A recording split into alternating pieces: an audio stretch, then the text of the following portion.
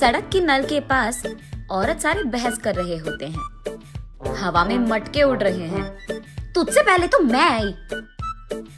आहा, तुझसे पहले मैं आई। अरे रुको तुम, चूल्हे पे दाल पक रहा है, एक मटका पानी तो लेने दो।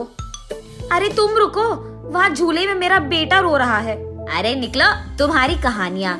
चूल्हे पे दाल पक रहा है तो मैं क्या करूँ, और झूले में बच्चा रो रहा है तो मैं क्या करूँ।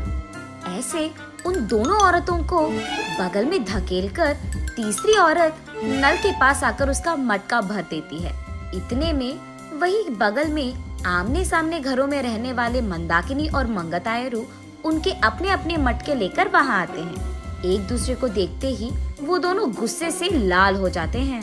मंगतायरू और मंदाकिनी दोनों सास बहू हैं और दोनों एक ही घर में रहते थे। मंदाकिनी मंगतायरू से बहुत लड़कर उसके पति को मनाकर अपनी सास के घर से बाहर आ जाती है। दोनों का अतीत उनके सामने आता है। एक मटका पानी लाने के लिए इतना नाटक करती थी। जब भी कुछ काम बोलूं, यहाँ दुख रहा है, वहाँ दुख रहा है कहती थी। और अब देखो, मेम साहब सुबह ही उठकर मटका में पानी भरने नल के पास आ रही है। सुबह उठते ही सारे पकवान को भैंस की तरह खाती रहती है, चीजों को यहाँ से वहाँ तक नहीं लगाती है।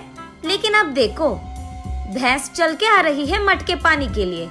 ऐसे एक दूसरे को कोसते हुए वो दोनों नल के पास आते हैं। सबसे पहले मंगतायरू पानी के लिए उसकी मटका नल के नीचे लगाती है। लो, आ गई भैंस। आते ही अपना मटका लगा दिया इसने नल के नीचे, जैसे इसका बाप का जागिर हो। ऐसे उसका मजाक उड़ाकर मंगतायरू की मटके को एक जोर का झटका देती है। बस मटका ऊपर उड़कर नीचे गिरता है। बाप रे, कितनी घमंडी है ये। मेरे ही बेटे के पैसे खाते हुए मुझे भैंस कह रही है, और ऊपर से मेरे ही लटके को लात मारा तुमने। ऐसे कहते हुए मंदाकिनी की मटके को भी जोर का झटका देती है मंगतायरू। मैं तुम्हारे बेटे के पैसे नहीं खा रही हूँ, तुम ही मेरे पति के पैसे खा रहे हो। मेरे सारे बनाए हुए पकवान को सुबह से रात तक खाती रहती है तो भैंस की तरह ही दिखेगी ना। भैंस कहीं की मेरे ही मटके को लात मारती है। कितनी घमंडी है तू।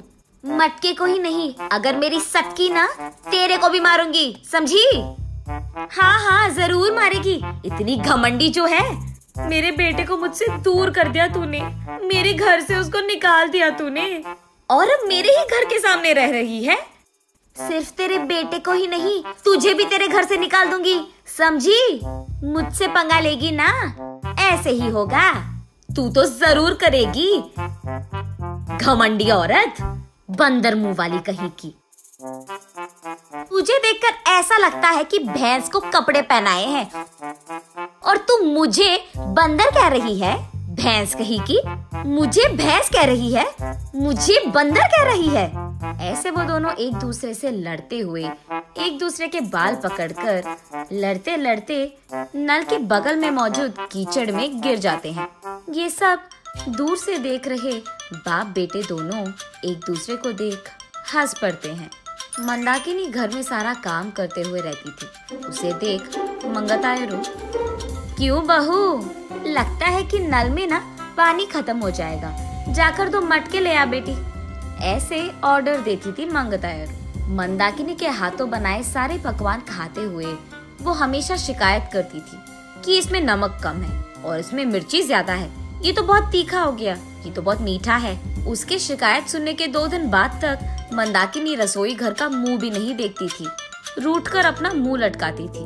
तब चुपचाप मंगतायरू को ही सारे काम करना पड़ जाता था। जब मंदाकिनी सारा घर को साफ करके 2 मिनट लेट जाती थी, तब मंगतायरू, घर के सामने रंगोली कौन डालेगा, तेरा बाप। ऐसे वो दोनों हमेशा बहस करते हुए लड़ते थे। संदीप ऑफिस से लौटते ही एक तरफ मंगतायरू और दूसरी तरफ मंदाकिनी, दोनों उसको शिकायतें खूब सुनाते थे। ना अपने बीवी को बोलता था और ना ही अपनी माँ से कह पाता। अपने आप में बहुत निराश हो जाता था संदीप। बहुत दिन देखने के बाद अब उसके पास ताकत नहीं था। वो एक दिन अपने पिता के पास जाकर ऐसे कहता है, पापा, मैं घर से अलग होने की सोच रहा हूँ। आपकी बहू भी मुझे हर रोज इसी बात के बारे में सताती रहती है। हाँ तो तुम सच में अलग हो जाओगे बेटा? तुम्हें क्या लगता है अलग रहने से इन दोनों में ममता जाग उठेगी? ममता और प्यार भले ही बाहर ना आए, लेकिन इन दोनों को इतना तो समझ आएगा कि एक दूसरे के बिना अपने अपने घरों में अकेले रहते हुए सारे काम अकेले करते हुए कितना मुश्किल है। अब दोनों को समझ में आना है ना पापा कि अलग रहना कितना मुश्किल है। ऐसे कहता है।